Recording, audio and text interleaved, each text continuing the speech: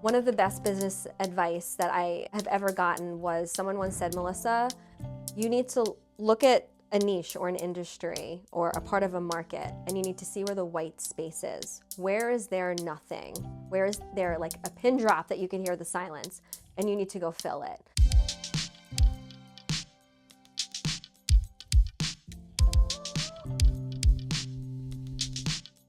Everyone has a room, and you need to find your room.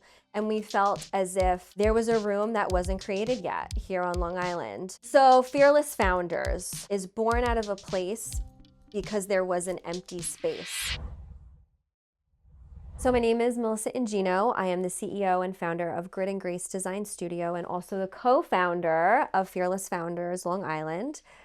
Grit and Grace Design Studio is a creative branding agency that is located here on Long Island, and we are all about helping businesses that are impact driven. So our tagline, so to speak, is we help you go from mediocrity to impact in 90 days or less. That's usually what we say. And we really love working with companies and brands and people that are connected to their why. They're here to make the world a better place, whether they are flipping a cheeseburger or they're a coach or they own a brick and mortar. We really love to work with impact-driven companies and brands. And Fearless Founders of Long Island, who I co-founded with my dear friend Gena, we are a networking group, but we also just recently launched a membership. So we're evolving and growing, and we're all about helping bold-hearted entrepreneurs. But our community and group is rooted in authenticity and integrity and people who want to leave a legacy. So that is what I do in a nutshell. I love it. I really appreciate the purpose-driven aspect behind it. I think that's really cool. I think that so many people in this world are going around with like a chicken without a head in the sense of there's no necessary purpose to what they do. They just kind of act. So I admire that.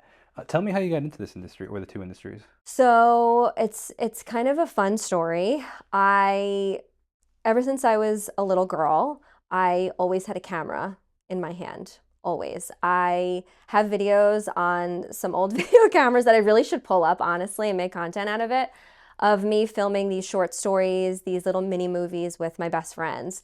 In addition to that, I have always been a music lover. So fast forward some time going into high school, some of my best friends were in bands, and believe it or not, I would sneak backstage at like Warped Tour and like at Nassau Coliseum and like I actually have some really good shots of Aerosmith, believe it or not. And I have this old school footage of like Paramore, like all these like well-known bands and like musical artists now that I filmed like back in the old day, which is like on my old digital, like Sony digital camera, which is so cool. And so I always loved capturing the essence of a moment. And fast forward to college, went to school, and I was a fine arts major because I loved photography. And I was like, oh, like this is great. I love it, but I'm not going to make any money doing this. What if I taught photography? And then I was like, okay, so I became an art ed major. Then I was counseling the kids more than helping them do their art projects. Took a social work elective on a whim, and I actually became a social work major. That's what I got my bachelor's and my master's in, was social work. So believe it or not, I tabled the artistry and I became a psychotherapist for about 10 years. Got pregnant, had a major spiritual awakening in my life, and I was like, I don't want to do therapy anymore. And this whole creative essence came back online for me. So during that time, I also had a spiritual awakening, like I said, and I felt called to help women kind of like as a spiritual mentor. So my original business name was Moonful Mama. That's the handle that you can still find me on Instagram. And I made quite the name for myself, was featured on CBS, News 12. I really made a name for myself on Long Island through doing that. But ironically, on the side, everyone was like, what the hell are you doing? Like, how are you finding so much success in such a short period of time? I'm not like the Wizard of Oz. I always pull the curtain back and show people what I'm doing. So when it came to marketing and branding and building websites, everyone asked me, what are you doing?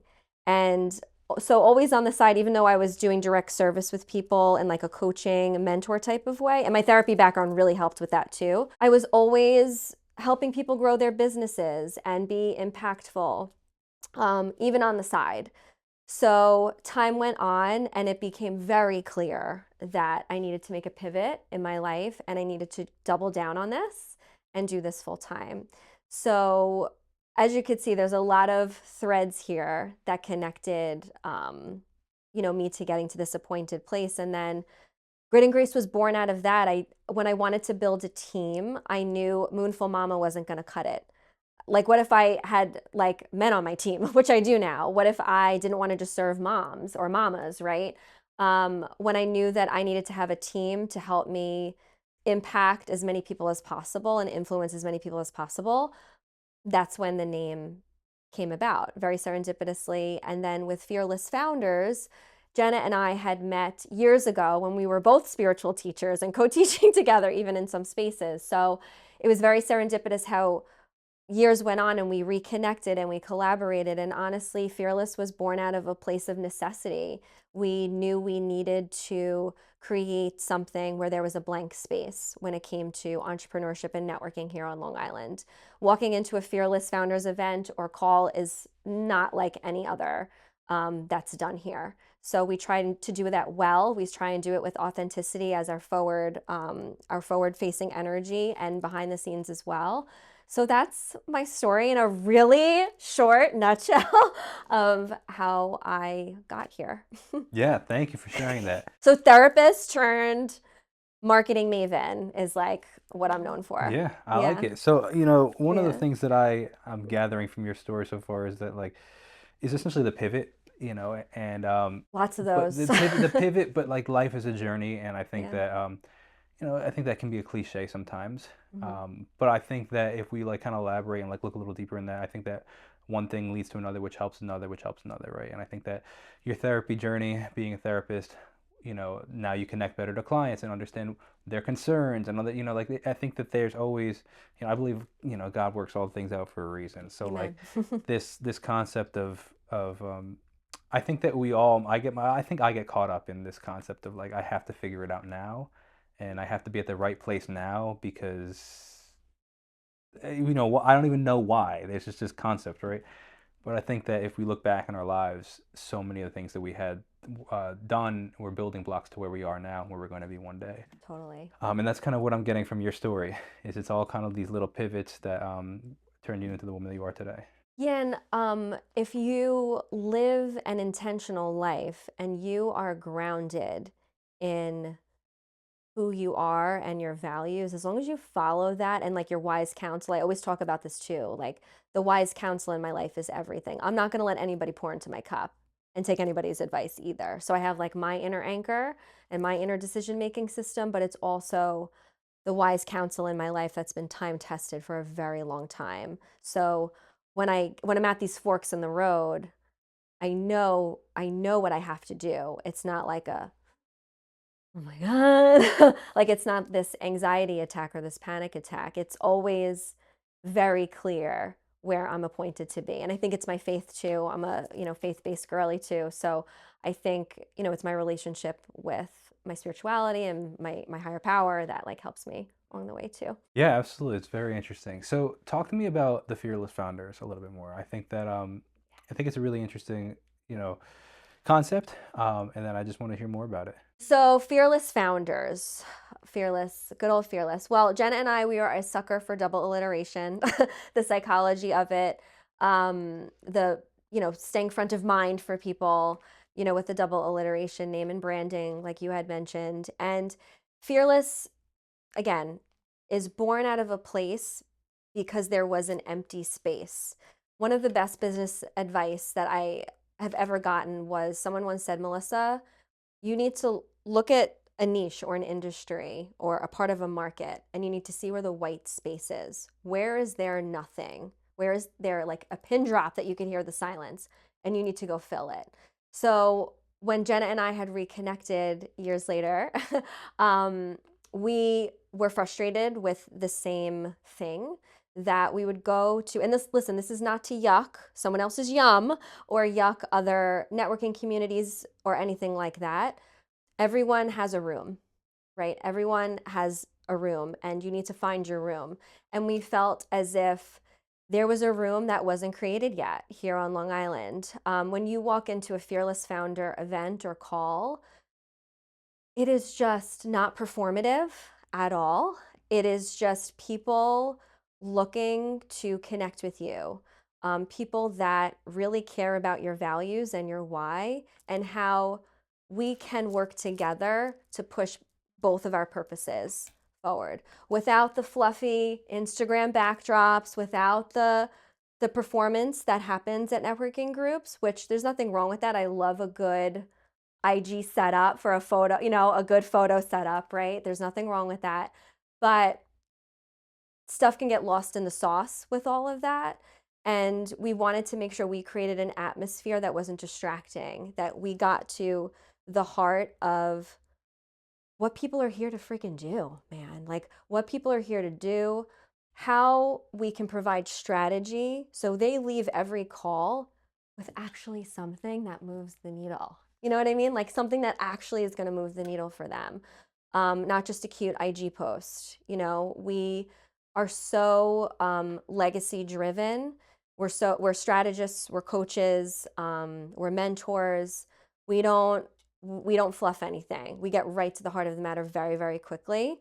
So yeah, that's in essence Fearless Founders, and the name, besides it being a great double alliteration, we work with founders, we work with pioneers, we work with people who are ready to break the molds, and you have to be fearless in nature in order to do that. So we help people work through imposter syndrome every single conversation we have with them.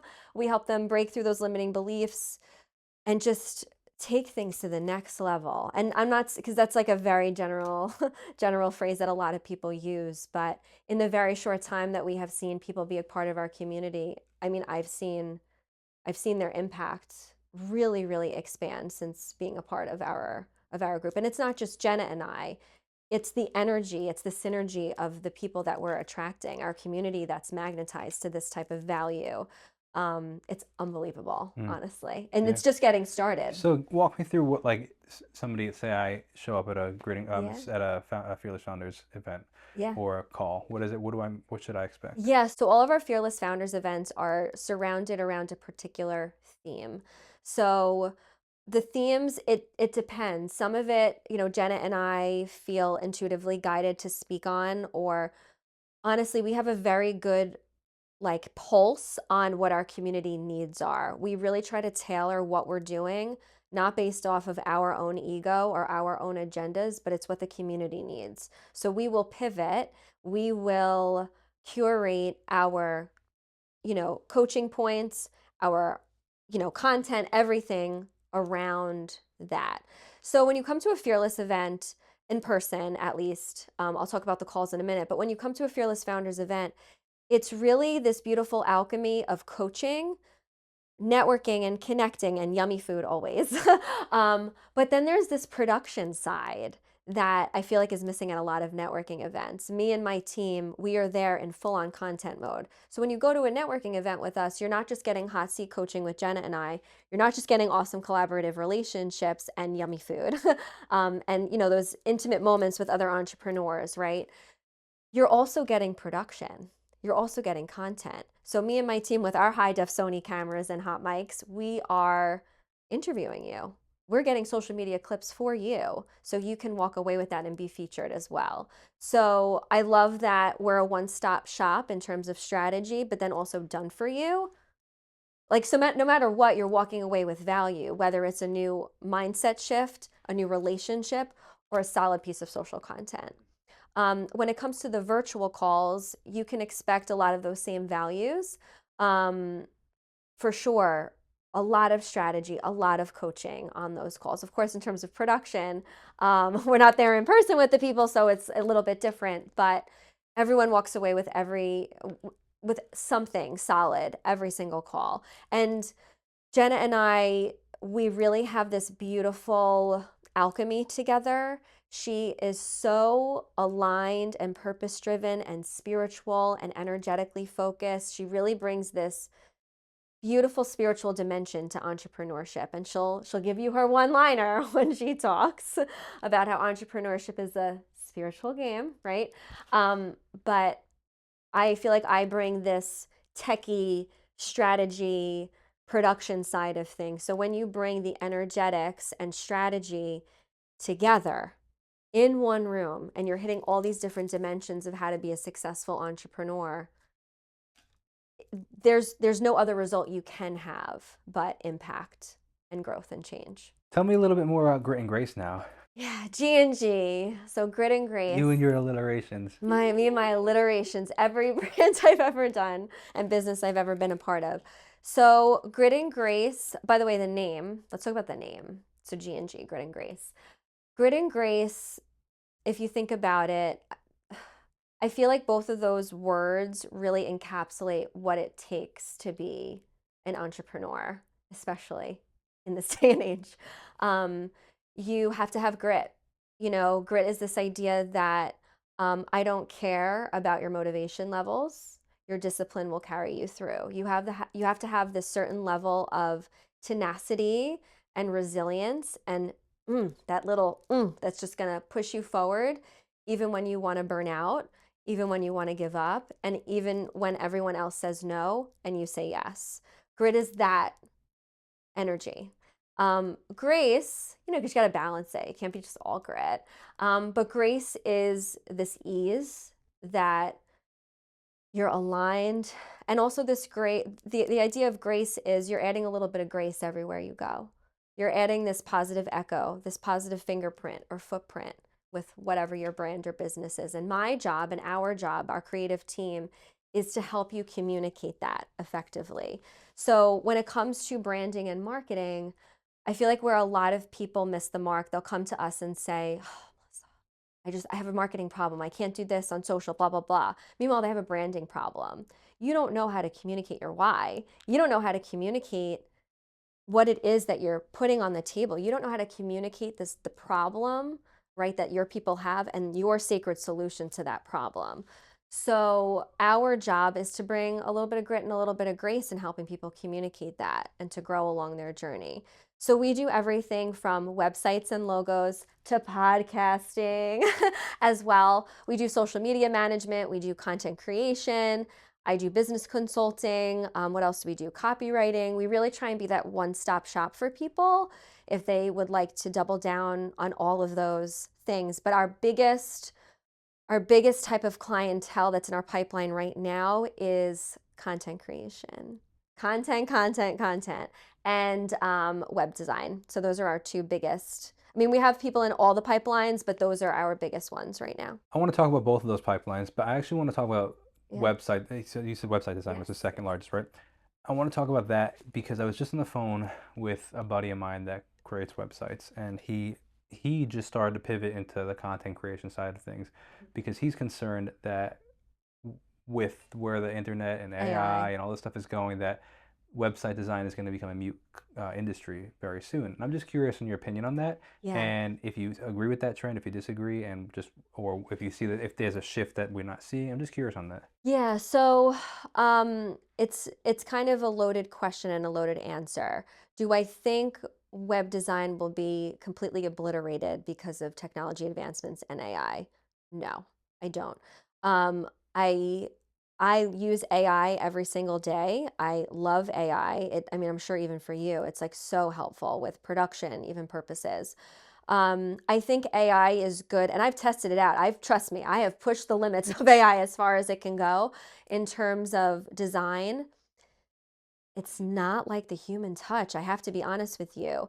There's only so much, and you've probably seen this even if you use AI for copywriting purposes. There's only so far you can push it.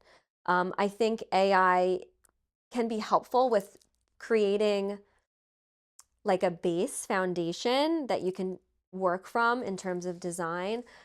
But I don't know, man. Like when I want to animate a certain thing or I want to pull a slightly different color here, and when I want to write a certain branding one-liner that really speaks to the heart of an ideal target audience, like AI can only take me so far.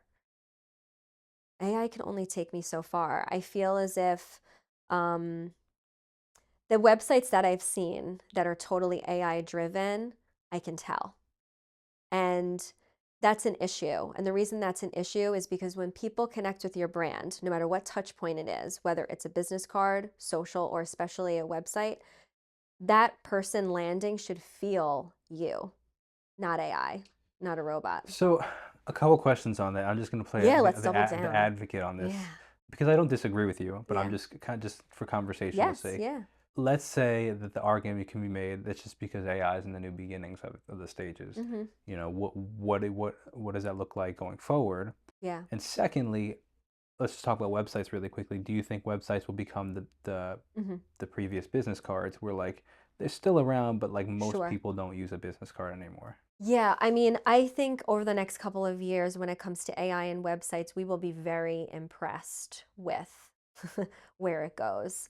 Again, I think it can be, I think it has the potential to do a lot of the wireframing for you, but when it comes to, you're still, I think, going to need a human to add that personal touch and tweaking and refining and shifting and changing. So it doesn't look robotic. It doesn't look cold, you know? So I'm going to make the argument that with Yeah. regarding AI and technology, I think that what we do as humans, our human nature, is we embrace the new technology significantly and sometimes too far, and then we swing in one direction It's like a and then we pendulum. swing in the other direction. Yeah. And my argument being a musician is you look at the early 2000s when we started creating like this like digital music and like when digital synthesizers and auto-tune came out, we went from like the 60s, 70s, 80s rock where it was super raw, super organic, Yeah.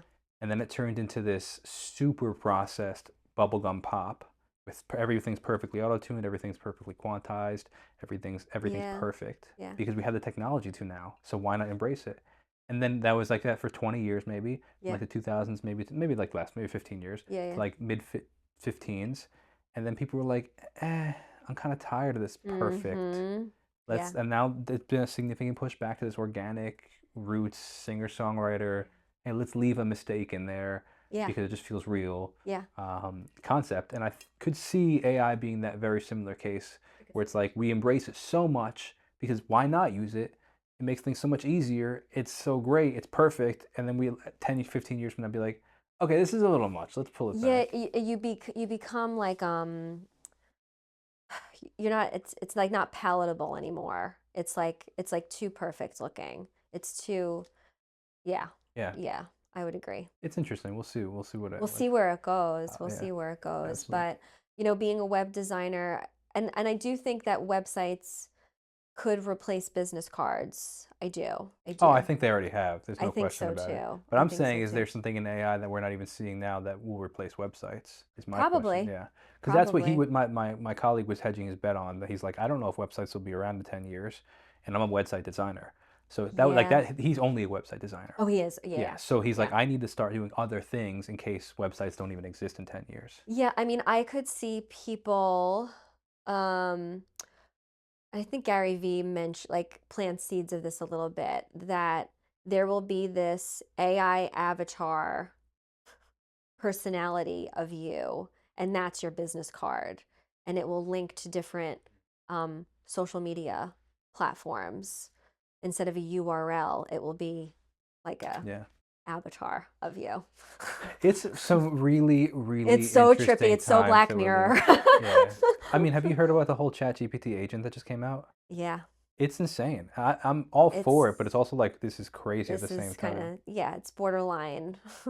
I don't. It's It's you know to me look. I think that I think it's very similar. I've said this 50 times on this podcast that AI reminds me. So I'm a. We didn't talk about this part of what I do. I manage a small like a small farm No way. part time. Yeah. No big deal. Yeah. Well, but so that means like farming is constantly on my mind. Like I sell vegetables and How I have cool is chickens and that? the whole thing. Nice. Um, Yes. so Love to own a farm. yeah. But that being said, I think I compare AI a lot to the agricultural revolution, where I think that Sure. so many people in that time were like, Yeah. wait, why would we use a tractor? We've been using people for 200 forever. We've never like We have 200 farmhands. Why do we need a tractor? And all of a sudden people say, well, like tractors are going to put all these people out of work. What are we going to do? I have 200 employees and now I don't need them anymore. You know, we're going to have this huge recession, Mm, right? There's so many things that like, just yeah. like AI is going to replace so many jobs, right? And I think that it just changes. I think that human nature is we pivot and we Yes. change. So, okay, cool. AI, the tractor replaced 200 farmhands, Yeah. but somebody needs to build the roads for the tractors to be delivered. Somebody needs to Right. refine the oil for the tractors to run on. None of these things existed before the tractor, Correct. right? Somebody needs to make the tires and the rubber and harvest the Yeah. rubber, right? Yeah. So I think it's very similar to the AI, where it will probably put people out of jobs, but it will create a whole new A industry of lot things that we more. don't even know exist yet. I agree with you. And in terms of how we use AI for the agency, we use it really for production side of things, like to clip stuff, to caption stuff for us. Like Do you use it we, as like a essentially a clipper, like a video edited clipper? Do you think it sure, works well? it works fantastic. But if you think about it, think about how much time that saves Oh, me. sure. That means that I could be on two more shoots that day. I could have my girls and my team. Do you know what I'm saying? We could double our There's no question about it. Yeah. thresholds and impact and service, you Yeah. know? And then obviously you go in and refine things, but Oh, you have to always. Yeah. are you comfortable sharing the trade secrets of what products you use for that stuff? Yeah, so when it comes to AI, at least for video editing, I'm a sucker for Munch, Munch. So Munch will take any sort of long form video content, such as a podcast, and will slice and dice it up for you, at least 30 clips at a pop. In addition to that, before you hit submit to upload, you will choose the different platforms that you're going to utilize these clips on. Then what it will do is it will AI and auto generate this and pull certain clips from your long form video based on what is trending on each of those platforms. So we'll also pull relevant keywords based on the social media platforms that you use. I'm also a sucker for Submagic. That's another really great one. And Does the CapCut. same thing, or that's more It subtitle does, things? but it has like some different captioning type of things. You can mix in some B-roll, like some auto-generated B-roll into it, which is kind of nice. And the last one that I'll mention for now is CapCut. I'm CapCut girly through and through.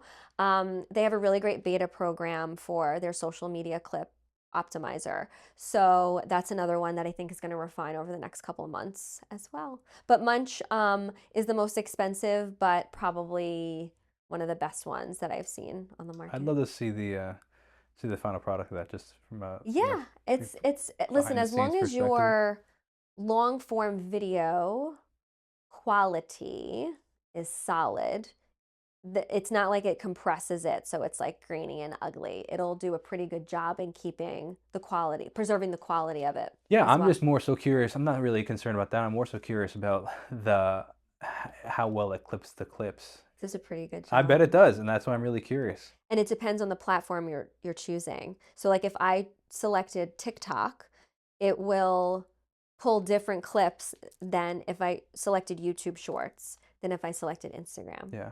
Facebook, LinkedIn. Yeah, so it's interesting because like I currently use an editor and he edits all the podcasts and all Hmm. the clips and stuff, and not looking to replace him, but like I think that if he then would utilize this, we could how many more podcasts could then we do? It's all about efficiency and Exactly. leverage. Hmm. You know, it's so Yeah. I think that again, people are concerned that oh, it's just going to replace my editor. Well, it's like no, No, not necessarily. then I could be on so many more social media shoots. I could be on so many more podcast production shoots Exactly, because and I'm not somebody still needs wasting to time. manage that stuff, which would be, like somebody still needs to review. Absolutely. So Right. I don't want to be the one sitting on Munch and uploading it and stuff. So then I still need the editor to do that stuff and, Yes, you and the know, editor will still need to refine things and tweak and refine certain things, but it exactly, saves so much time. exactly. Yeah, Yeah, it's Munch. interesting. Gonna look into it. I got a Absolutely. good promo code. Let me know. An affiliate link. Beautiful. Yes. Well, we'll put it down in the code. There you go. Yeah, everyone check out Munch. It's great. It's great. So what do you see coming next? What's next for you? Oh, growth, lots of growth. We at Grit and Grace, I'll start by speaking about Grit and Grace, what we're looking forward to. So this past year, Grit and Grace, we got to be the media sponsor for the Famous Food Festival. And I feel like ever since Famous Food, it has been just the rocket ship that we didn't know that we needed. We are just looking to seriously meet as many Long Island-based brands and businesses as much as possible. We want to get on location, behind the camera as much as possible because everyone has a story to tell, and we just really want to capture that beautifully Sure. and help people Agreed. communicate their magic to the world. You're speaking to the choir right here. I hear that. Yes. So, do you go on every shoot, or do you have a team that Mostly. you send out? Mostly. When I'm on, if I'm there, if I'm not doing it solo and I'm there with a team, I take on more of a creative director role. So I'll, give creative direction, especially if we're filming social media content and we have to film like 30 trending audios in like 1 hour. It's kind of like all hands on deck. Okay, you need to do this here, you need to do that here. Okay, you do the hot mic interview over there. I kind of take on a creative director role when we're there with a whole team. Do you see yourself getting to the point where you would just delegate it all completely and say, "Hey, Sure, sure. videographer, you go with either by Yeah, yourself or I've with a done team"? that before. I've done that before, but my hands are always in the kitchen. Always, always. Sure. Because I love our team and I love our clients too. So I always want to make sure they feel, my energy. Even if I'm not on location, I'm very much involved in the production plan, the shot Yeah, and list. that's brand culture. Yeah. And like even We're if all a you're not, family here. but even if you're not there, the culture that you instill in your quote unquote subcontractors, right, Yes. is what will then be Yeah. portrayed. This even if you're not there, they're still feeling you there through the brand, the Oh, culture you've totally. created. Like we are a grit and grace family through and through. If it's me on location or Avery or Alex or Mark or Alejo or Marissa, no matter who it is, they feel that G&G like family energy for What sure. kind of content are you filming? Like, are you filming on cameras? Are you filming on iPhones? We're doing both. We're doing both. We really believe there's a certain recipe when it comes Yeah. to content, Let right? me just pause you really quick Yeah. because I want to backtrack, like not backtrack. I want to Yeah. give context to the question Yes. because I do this as well. So for clients, Yes. and it's interesting how it hurts my heart a little that as somebody that owns all these very expensive cameras and is a creative at heart that loves creating beautiful content, sometimes it doesn't do well on social media, and it's just the iPhone, the stuff that does the best because it feels more natural. So Mm-hmm. that was the context behind the Sure, question. that's what I figured. Because So I could speak to that. well, yeah, I just didn't want the people listening saying like, oh, like they film on iPhones, like that they're not professional. And I think that I Oh, wanted to yeah. clarify that like It's a it's actually platform sometimes issue. yeah, actually sometimes does better than the you know Yeah. so business owners would, if you show up with an iPhone and they're like, I'm paying this much for an iPhone Hmm. shoot, like they don't understand the Yeah. concept that no, Yeah. this will actually do better for you than if I show up with a fancy camera. Yes. Sometimes it depends on the content, Yeah, but it depends on the content. And the other thing too, it's just a logistical thing as well. If you're doing a trend that's going on and you're doing trending audio, a lot of that stuff you have to record in an app. mm. You can't just hook up your Sony to the Instagram Oh, platform. well, it's been a pain. You have to like try to sync it perfectly because we It's play it too in the background. much. It's It's too too much. You're right. much. Yeah. Meanwhile, it's going to get compressed. Yeah. You might as well just do it Yeah. the old school way. So, and that performs usually better too. So practically, you film it, I guess, on the app and then you save it to your phone, or how do you Yeah, then so backlog it so you can post it? Because you do posting as well. yeah. Yeah. Yeah, we'll do How do you social then? media management So you're as filming well. 30 videos, so hypothetically, Hmm. some of them are trending videos. You're filming on the app, I'm assuming, Yeah. and then which is actually a great idea, as opposed to trying. Because I actually literally just did this for a client, and they wanted to use trending audios, and we were on my camera, and they were It doesn't holding it. work. It worked, but it It's was so clunky though. cumbersome. It's Is very really what it clunky. was. Yeah. So what are you practically doing to get them Hmm. then to get the videos off your phone, then back to the so that you can schedule it? Sure, sure. So it's a twofold thing. So we also do social media management. So if we are managing their actual social accounts, then we're hoarding it on our agency device and we're posting it accordingly, right? Um, if not, then whoever the designated point person is on location, we're whoever does the posting, so to speak, right? Let's say a brick and mortar hired us, but they just want the social media content to be produced. They just want the content creator role, not the manager and poster role. We'll record everything onto that device for them. So it's captioned, it's ready to go and ready to post at whatever schedule that they deem Wow. possible. Yeah, I like that format actually. It's a bit less And you know cumbersome what's than. great about that? If you're editing and doing everything in the app, guess what? When you leave that location, it's done. There's no what other editing are you going to have to do? Yeah. In real time, So when we go into a shoot, I'm like blowing his mind right now. When we go into a shoot, let's say I just did it this past week. We had to film 30 trending audios in 2 hours. I had every single audio like link all in a shot list. I had the full caption already prepped and ready to go that was related to their target niche and target industry and relevant Wow. keywords and hashtags. Yeah, I Everything's guess you could copied and so wow, pasted that's and really interesting airdropped and because done. you can because you're planning those content pieces in advance. You already have you can Yes, like sir. have the content planned already. Edited in real time, captioned in real Now, what time. about clients that want something specific? So, for Mhm. example, if it's a boxing gym and they want to talk about this new machine that they have, like, Sure. Then stuff like that, like then I would probably hook up my Sony, get them mic'd up. Yeah, so it's not just all iPhone content. Whenever we go on location, we'll do a bunch of trending audios, but then usually there's, if I'm filming food, I'm not just going to shoot it off of my iPhone. I'm going to bring my like high def yeah, but Sony and sometimes it make it doesn't even matter, juicy. man. It's insane. It's really, people don't get like it's all. Sometimes, So, I get a lot of questions about, like, oh, yeah, I want to start a podcast, but I don't have the equipment. I'm like, dude, do you know how well your iPhone can actually, if you just get the lighting it's right, amazing. like, you can't Totally. tell the difference Yeah. sometimes. I'm like, like, what are we doing? Part of me is like, why do I have $10,000 worth of equipment? Like, it doesn't I make know. sense anymore, I know, but you want to know something though? On certain platforms, it does perform well. It does. And I think you I need to think it depends on mix, what you do. it I think depends on that what your you niche do. is really important on what your niche Right. is. So, like some of our brands and businesses, they're restaurants, right? So, we're going to do the fun trending stuff off of an iPhone, but they have to have high quality Yeah. pictures. They have to have high def B And it roll depends on your too. brand. Like, the brand of Yeah. New York's Business Podcast is not chasing trending audio.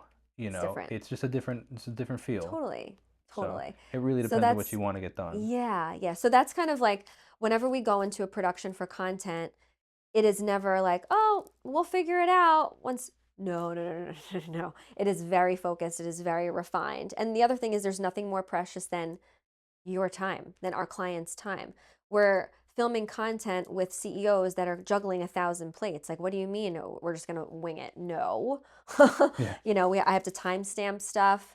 We got to be in and out of there. So we're not cumbersome. We don't want to Oh, be intrusive either yeah. to the operations of the business because a lot of times we're on location. It's run very well to a what's the word I'm looking for? Like a so if you ever worked on like a major shoot, something like that, It's a full-on yeah, production type of but some like I process. think that like I'm talking like Warner Brothers, like what do you call it? Like these big shoots, they're It all gives very time more, my stamped. process is more similar and Yeah, which is what I'm structured saying. Yeah, because to that some type of of those are very production. strong. Okay, 12:05 we're starting this, and 12:37 we're starting this, and Correct. Yep. and I think that I like that. I actually think that's really cool. Yeah, and it gives for if we're going on location for like with a CEO and a whole team and staff, and let's say they're running a restaurant, there can't be any questions. Okay, Melissa's going to be here at this time to set up. From this time to this time, we're doing trending audios. We need these three people ready to be on camera because they don't mind the camera. Then Yeah. from this time to this time, I'm going to be filming with the It CEO. also prevents wasting time, and like not even the Mm-hmm. business owner's time, like